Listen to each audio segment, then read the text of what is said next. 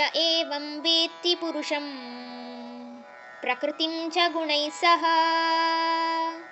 ಸರ್ವಥಾ ವರ್ತಮಾನೋಪಿ ನ ಸ ಭೂಯೋಭಿಜಾಯತೆ ಧ್ಯಾನೇನಾತ್ಮನಿ ಪಶ್ಯಂತಿ ಕೇಚಿದಾತ್ಮಾನಮಾತ್ಮನಾ ಅನ್ಯೇ ಸಾಂಖ್ಯೇನ ಯೋಗೇನ ಕರ್ಮಯೋಗೇನ ಚಾಪರೇ ಅನ್ಯೇ ತ್ವೇವಮಜಾನಂತಃ ಶ್ರುತ್ವಾನ್ಯೇಭ್ಯ ಉಪಾಸತೆ ತೇಪಿ ಚಾತಿತರಂತ್ಯೇವ ಮೃತ್ಯುಂ ಶ್ರುತಿಪರಾಯಣಾಃ.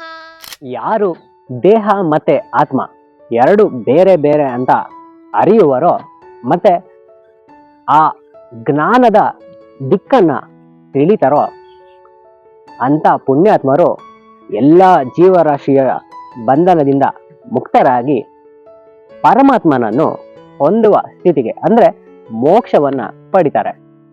ದೇಹವನ್ನ ಉಪಯೋಗಿಸುತ್ತಾ ಧ್ಯಾನ ಮಾಡಿದ್ರೆ ಕೆಲವರಿಗೆ ಇದರಿಂದ ಆತ್ಮದ ದರ್ಶನ ಆಗತ್ತೆ.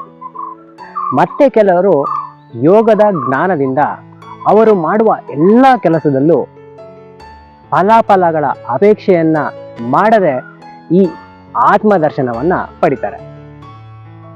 ಮತ್ತಿತರ ವ್ಯಕ್ತಿಗಳು ಯಾರು ಈ ಆತ್ಮದ ಜ್ಞಾನದ ಬಗ್ಗೆ ತಿಳಿದೇ ಇಲ್ವೋ ಅಥವಾ ಕಲ್ತಿಲ್ವೋ, ಆದ್ರೆ ಬೇರೆಯವ್ರು ಹೇಳಿರೋದನ್ನ ಕೇಳಿಸ್ಕೊಂಡು ದೇವರನ್ನ ಪೂಜಿಸ್ಲಿಕ್ಕೆ ಶುರು ಮಾಡ್ತಾರೋ ಅಂಥವ್ರಿಗೂ ಕೂಡ ಈ ಪುನರ್ಜನ್ಮವನ್ನು ತಾಳದಿರುವಂತಹ ಸ್ಥಿತಿ ಸಿಗುವ ಎಲ್ಲ ಸಾಧ್ಯತೆ ಇದೆ ಅಂತ ಇಲ್ಲಿ ಭಗವಂತ ಹೇಳ್ತಾರೆ.